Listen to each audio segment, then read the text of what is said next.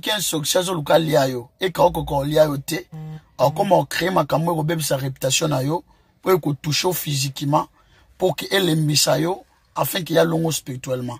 Voilà pourquoi kolingate nyonso yo kakabaloba pona yo to nyonso ba créer pona yo infecta mutema na yo.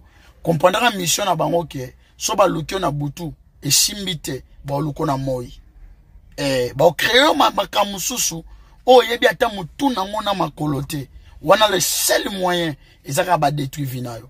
Ya moni mwasa Potiphar aluki Joseph na butu akoki ete eko kosele makamu na moi pour infecter Joseph. Nanjoka nzambe asala na nzela lokuta na bango. Kalate ba oyoka sango.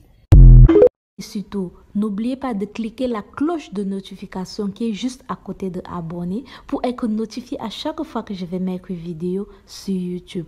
En faisant ce petit geste, vous m'aidez non seulement et aider aussi ma chaîne à grandir. Alors mes abonnés, alors mes loulous, je compte sur vous.